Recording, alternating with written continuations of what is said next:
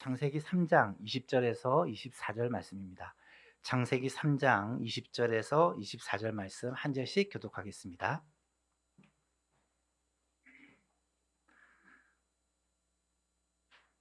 한 절씩 교독합니다. 아담이 그의 아내 이름을 하와라 불렀으니 그는 모든 산자의 어미가 됨이더라.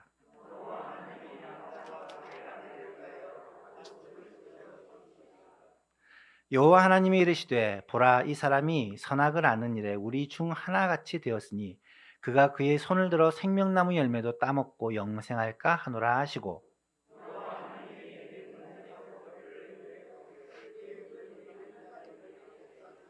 함께 있습니다. 이같이 하나님이 그 사람을 쫓아내시고 에덴 동산 동쪽에 그룹들과 두루 도는 불칼을 두어 생명나무의 길을 지키게 하시니라. 아멘. 7월과 8월 이 더위 한가운데 들어와 있습니다. 매일 37도를 넘는 더위가 계속되고 있고요. 오늘 아침에 여러분을 맞는데 얼굴에 땀이 다 흥건해가지고 교회 들어오시더라고요. 얼마나 걸으면서 오면 이 짧은 거리를 걸어도 땀이 온몸을 적실 수밖에 없는 상황입니다. 이 여름에 우리가 다시 복음으로라는 주제로 말씀을 전하고 있습니다. 더위를 이기는 것은 결국 복음이다라는 생각을 하고 있고요.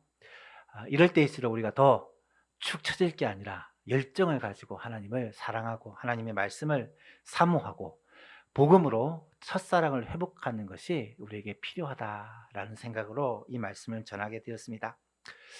지난주에는 하나님께서 인간을 구원하시기 위한 구원 계획을 성경에서 최초로 선포하시는 장면을 살펴보았죠. 원시 복음이라고 해서 멀리서 바라본 복음이다라는 말씀입니다. 창세기 3장 15절의 말씀인데요. 내가 너로 여자와 원수가 되게 하고 내 후손도 여자의 후손과 원수가 되게 하리니 여자의 후손은 내 머리를 상하게 할 것이요 너는 그의 발꿈치를 상하게 할 것이니라 하시고, 이 말은 하나님이 사탄에게 하신 말씀입니다. 사탄을 너라고 표현하면서 너와 여자가 원수가 되고 너의 후손과 여자의 후손이 원수가 된다. 너는 사탄을 말하고 너의 후손도 사탄을 말합니다. 여자의 후손은 예수님을 말하죠. 예수님이 너의 머리를 상하게 하고 너는 그의 발꿈치를 물어뜯을 것이다 라는 말씀이죠. 이것은 사탄에게는 저주의 말씀이지만 오늘 우리들에게는 구원의 메시지다라고 말씀을 살펴보았습니다.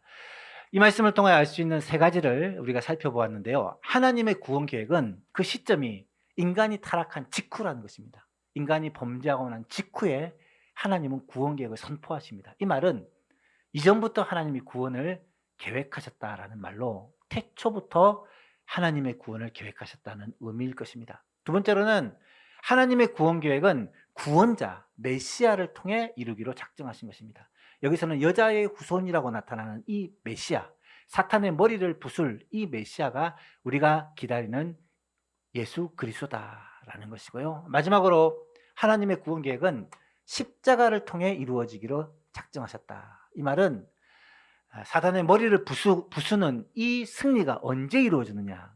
예수님의 십자가와 부활로 말미암아 사탄의 머리가 부수어지는, 사탄은 예수님을 십자가에 못 박아 죽이면서 내가 예수님의 발꿈치를 물어뜯었다 생각을 했지만 예수님께서는 십자가를 통해 죄의 문제를 완전히 해결하셨고 부활을 통해 죽음의 문제를 완전히 해결해 버리셨다라는 사실을 우리가 알게 됩니다. 원시복음으로 시작된 이 하나님의 구원 계획이 구약의 모든 역사와 신약의 역사를 통해 계속되었고 지금도 계속되고 있고 마지막 날 주님이 다시 오시는 그날 완전하게 완성되게 될 것입니다.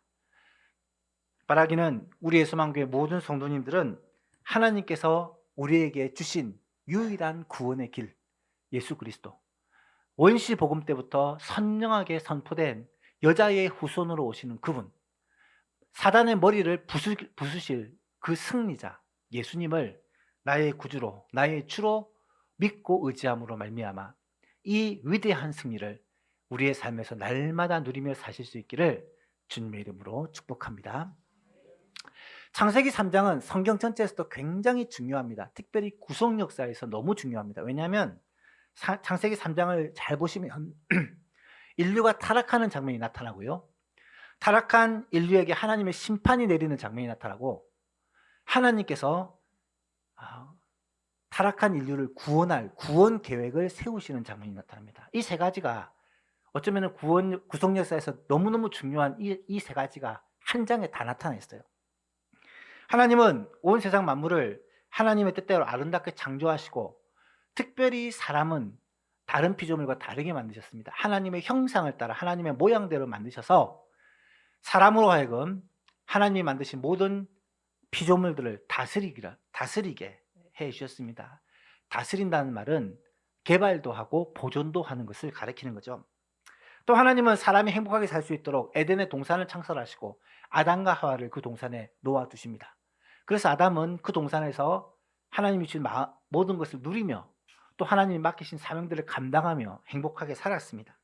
그런데 하나님은 한 가지 금기를 주셨어요. 뭐냐면 동산 중앙에 있는 선악을 알게 하는 그 나무의 열매는 먹지 말라. 왜냐하면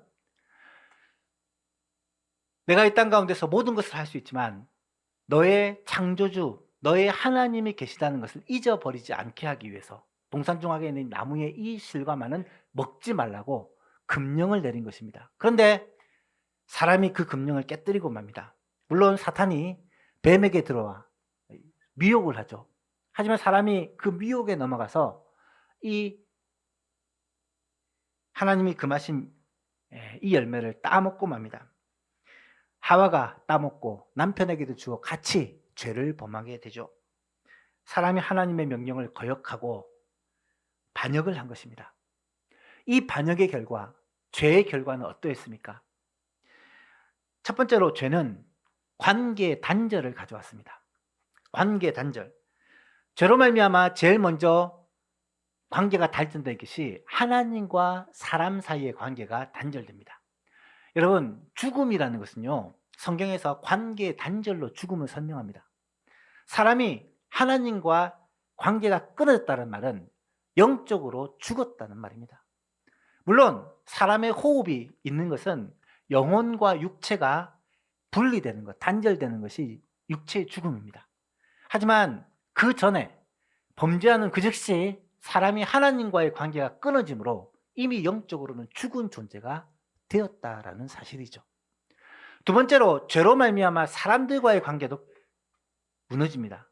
아담과 하와가 얼마나 서로를 사랑하며 살았습니까? 그런데 죄를 짓고 나니까 책임을 서로에게 회피합니다. 책임을 전가합니다. 관계가 깨어진 거죠. 남편은 너를 지배하려고 하고 너는 남편을 지배하려고, 갈등이 이 범죄로부터 시작된 것입니다. 또한 죄는 죄로 말미암아 다른 피조물과의 관계도 꼬이게 됩니다. 동물들도 아담을 피하기 시작하고 땅이 저주를 받아 가시덤불과 엉겅퀴가 나기 시작합니다. 하나님이 만드신 모든 피조물에 저주가 임한 것이죠. 왜? 인류의 범죄로 말미암아 모든 피조 세계에 하나님의 저주가 임하게 된 것입니다. 죄는 또한 하나님의 심판을 가져왔습니다. 하나님의 심판은요, 크게 네 가지로 나타나는데 먼저 뱀에 대해서 심판하십니다. 뱀은 사탄의 통로로 쓰임받은 존재입니다. 그 뱀에 대해서 14절에 이렇게 심판하시죠.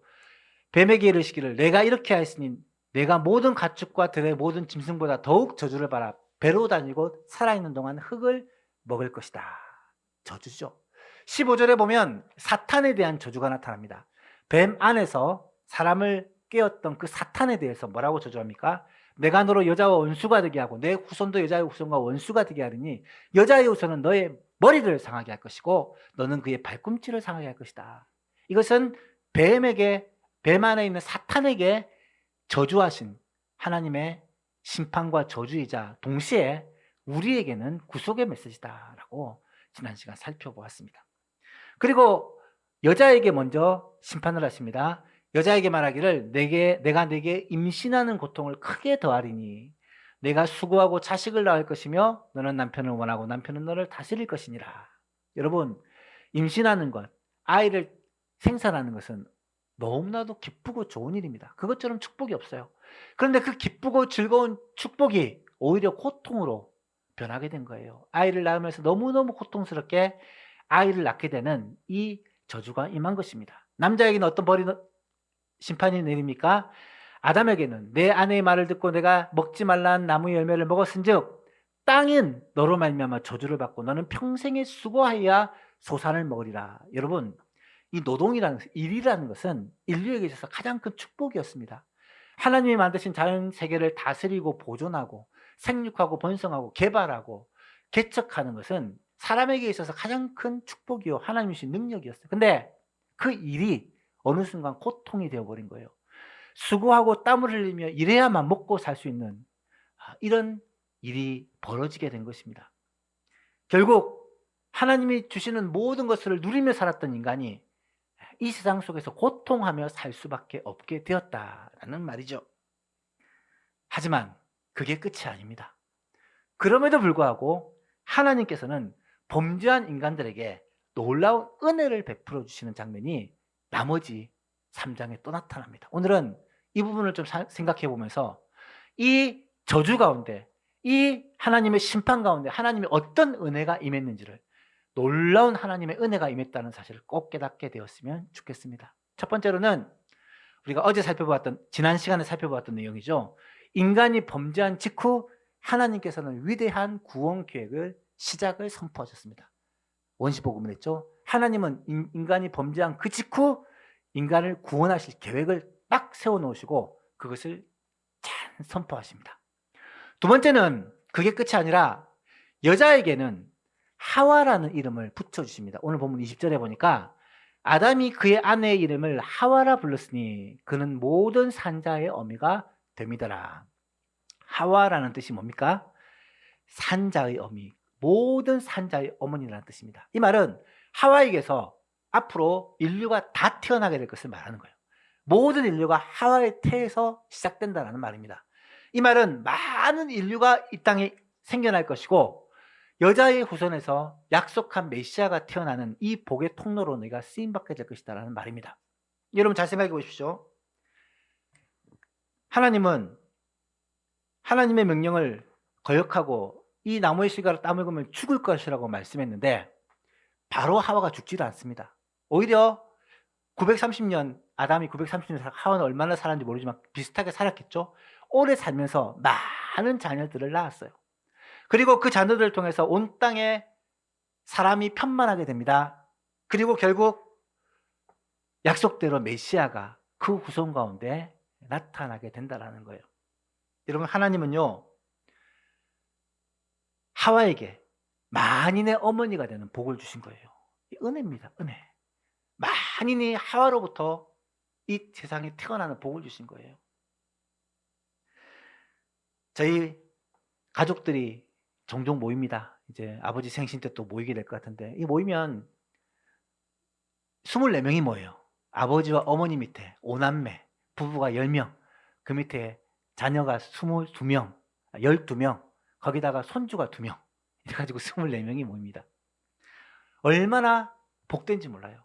그 자녀들이 다 모여서 그것을 가장 행복해 하시고 좋아하십니다.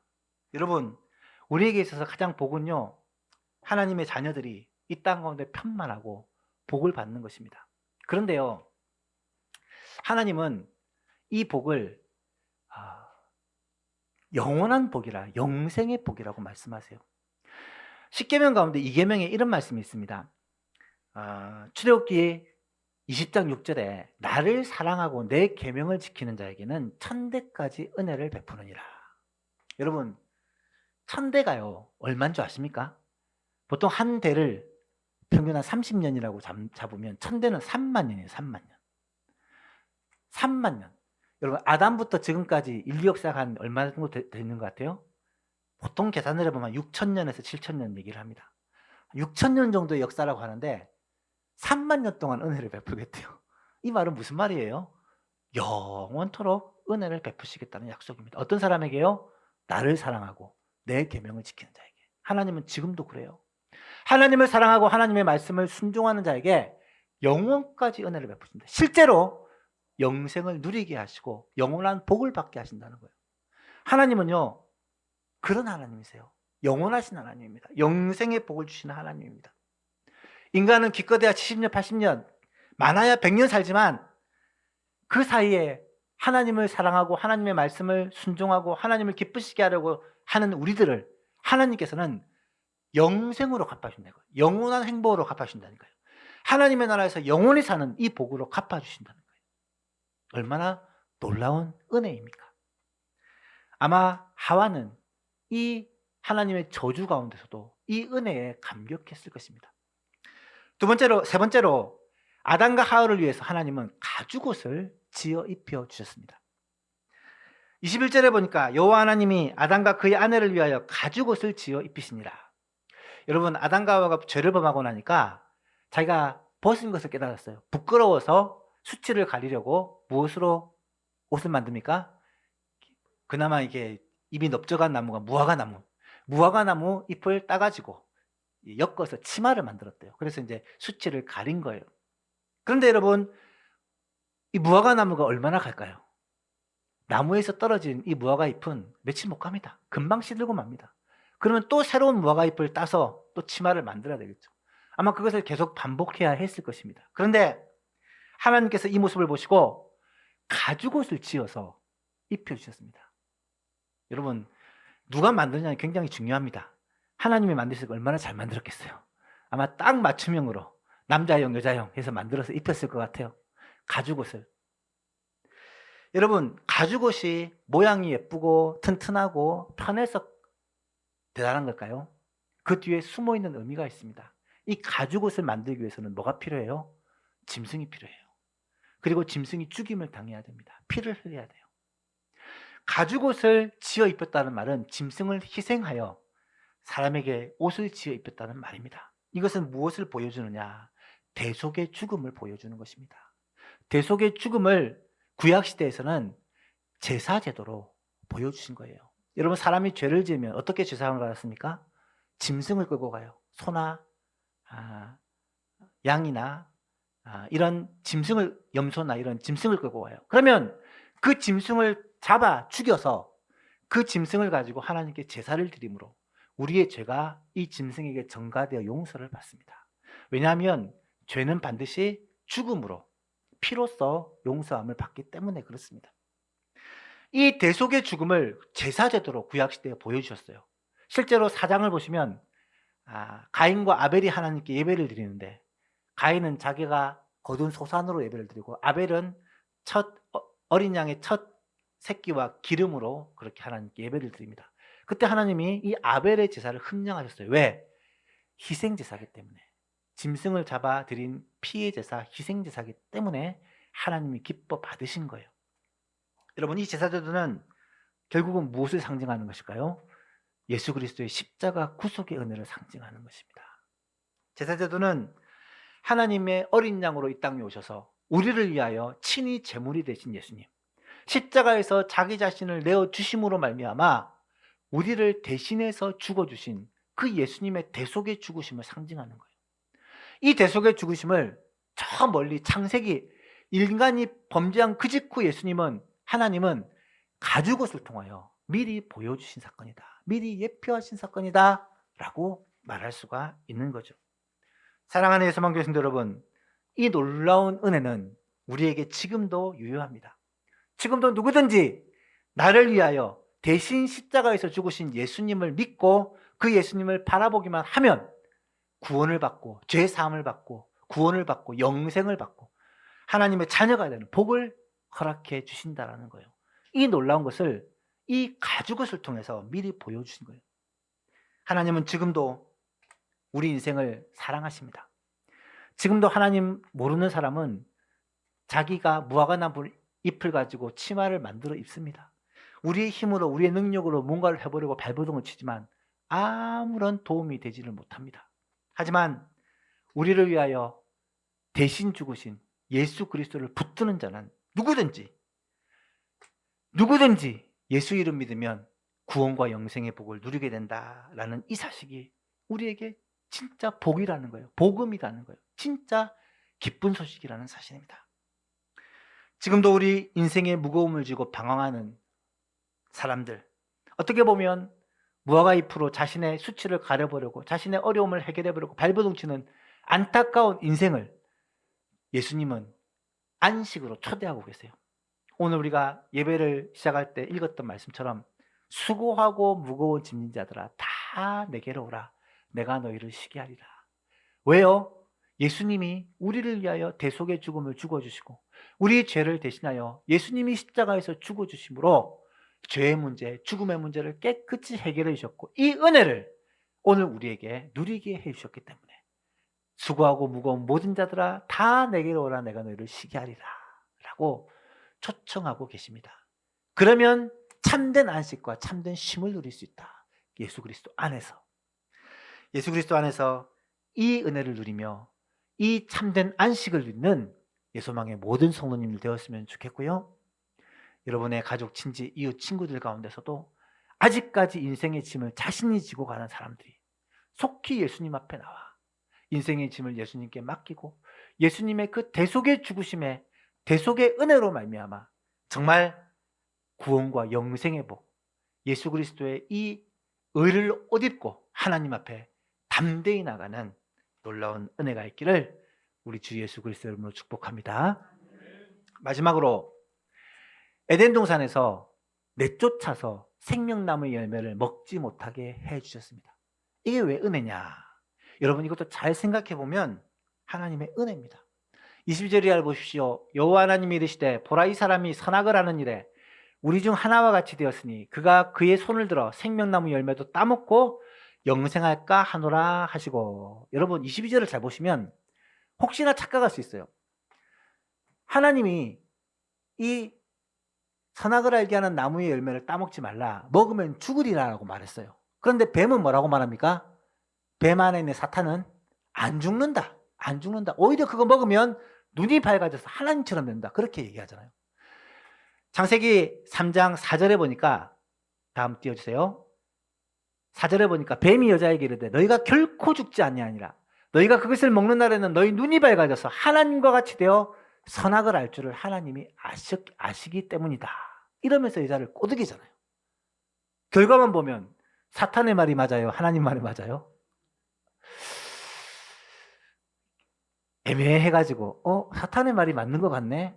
눈이 밝아서 선악을 아는 일에 우리와 같이 되었다고 하는 거 보니까 사탄의 말이 맞는 것 같네 라고 생각할 수 있어요. 하지만 착각입니다. 그것을 잘못 해석하시면 안 돼요.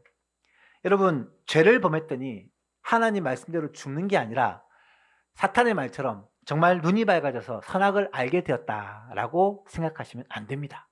이 말씀을 잘 보시면 먼저 죽는다라는 의미를 꼭 아셔야 돼요. 앞에도 말씀드렸지만 죽음은 단순히 육체의 호흡이 끊어지는 것을 죽음이라고 말하지 않습니다. 사람이 죽는다라고 할 때 육체가 죽는 것도 죽음이지만 그보다 더 심각한 죽음은 하나님과의 관계가 끊어지는 영적인 죽음입니다. 하나님과의 관계가 단절되면 그때부터 사람은 죽은 거예요. 영적으로 죽은 거예요. 사람은 살아있는 영인, 영적인 존재이기 때문에 하나님과의 관계가 떨어지면 그 사람은 사실은 살아있으나 죽은 자입니다. 아담과 하와는 범죄한 이후 하나님과의 관계가 끊어집니다. 그래서 사실 죽은 거예요. 하나님이 아담과 하와를 회복시키기 위해서 구약에는 제사제들을 통해서 하나님께 나아오도록 또 결국은 메시아 예수 그리스도를 통해서 이 문제가 해결받도록 은혜를 베풀어 주신 거예요. 여러분 선악과를 먹으면 눈이 밝아져서 선악을 아는 일에 우리 중 하나와 같이 된다라는 이 말을 또 잘못 해석하시면 안 돼요. 이단들이 이 말을 막 가지고 유비옥하는 그런 말씀인데요. 번역이 그렇다 보니까 이제 그런 식으로 해석을 합니다. 여러분 여기서 잘못된 것은 뭐냐면 선악을 아는 일에 우리와 같이 된다. 우리는 누구겠어요? 삼위 하나님을 가리키는 거예요. 삼위 하나님처럼 선악을 알게 되었다라는 이 표현은 선악을 안다라는 표현이 선악을 판단한다는 말이 아니에요. 선악을 구별한다는 말이 아닙니다. 무엇이 옳고 무엇이 그런지를 안다는 의미가 아니에요. 여기서 선악을 아는 이래라는 이 안다라는 단어, 야다라는 이 히브리어 단어는 경험을 통해 체험을 통해 안다라는 말이에요. 이 말은 이 전까지는 사람이 죄를 몰랐어요. 죄를 몰랐다는 말은 죄를 경험해 보지 못한 거예요.